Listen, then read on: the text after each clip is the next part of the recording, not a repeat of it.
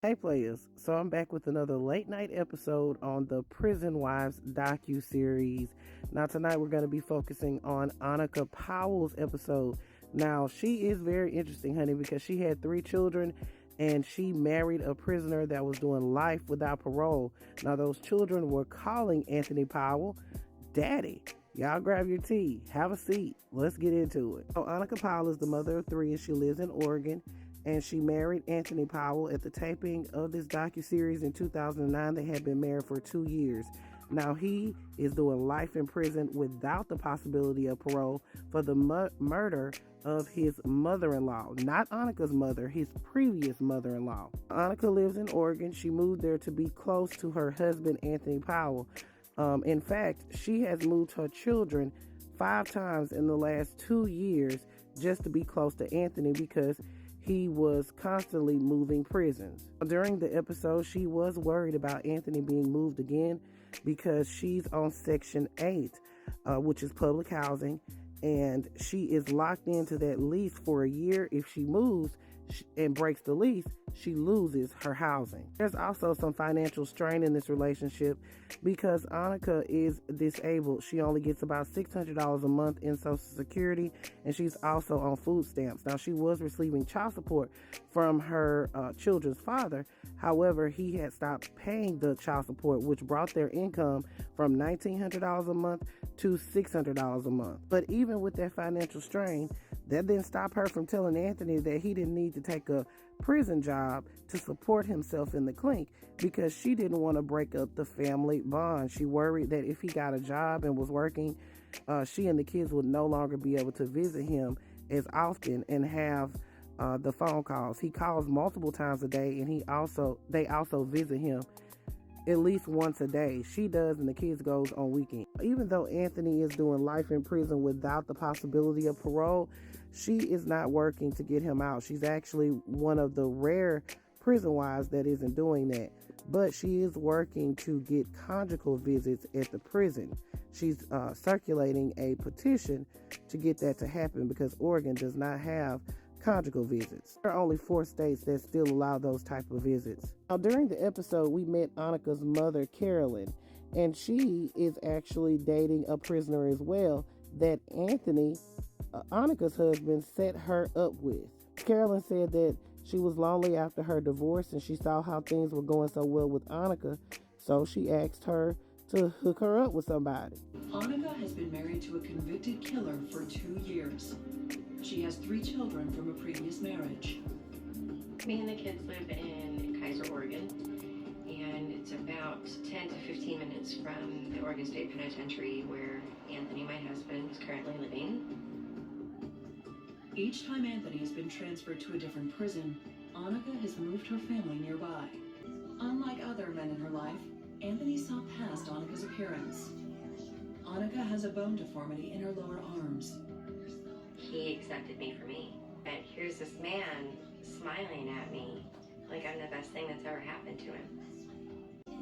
Annika and Anthony were married 6 months later. All 3 of Annika's kids attended the prison wedding.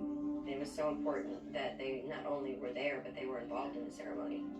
It was almost like the kids were getting married too. We were being married as a family. Since the wedding, Annika and her children have moved 5 times, following Anthony each time he is transferred to another prison. While Anthony is not their biological father, Annika's kids do call him Dad. It's been a little over 3 years since they've seen their biological father in person, and contact is no. So Anthony has stepped in to that role completely, 100%. Anthony has just been offered a paid job in the prison furniture factory Monday through Friday. Okay, well then what would your schedule be like then, though, as far as visiting goes?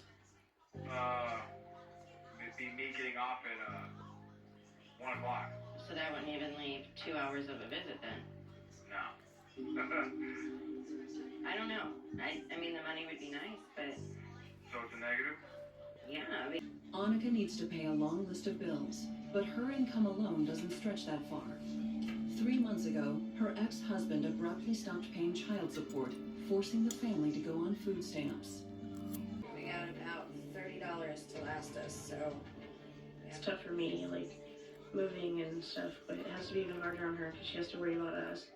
You can say hi, you're on speakerphone for the kids. Hi, Dad. Hi. I told Annika, I said, why don't you ask Anthony if he can find somebody I can write to? So Anthony found a gentleman in there that was right around the same age as my mom, a little bit younger. His name is Ron Nutting, and he is incarcerated for robbery. We kind of bickered back and forth a little bit, and basically it's set to where he's not going to do it right now because it's not what I want. My mom definitely wears the pants in the family. With the harsh reality of her husband's sentence hanging over her, Annika is fighting for more time with her husband. Oregon does not allow conjugal or extended family visits, but Annika hopes a petition will help put it on the books. We're circulating a petition for the families within the Department of Corrections. You want to wake your daughter up? Oh, she's awake. She's pissed. Hurry, get her ass up. Time to get naked. No, I can't. Yes. I can't. I want some nookie. Yeah, no. Nookie time. Nookie, nookie, nookie. No. Today's request from Anthony catches Annika off guard. Romantic moments between the couple usually take place in Annika's bedroom. Miss Powell, Mr. Powell. are you mean the camera crew's already there? Yes. Tell them to leave and come back in a half hour. All right, players, so that's their story. Now let's get to the update. As you can see, Annika's name has changed on her Facebook page to Annika Scott, and that is because her husband, Anthony, is dead. I don't know if Anthony and Annika were still together when he passed away, but in 2017, he died from a drug overdose. Apparently, a woman came in, someone that he was romantically involved with, came in to visit him to pass him some drugs. He swallowed the drugs and he died. Then the woman who brought the drugs into the prison was sentenced to 2 years in jail.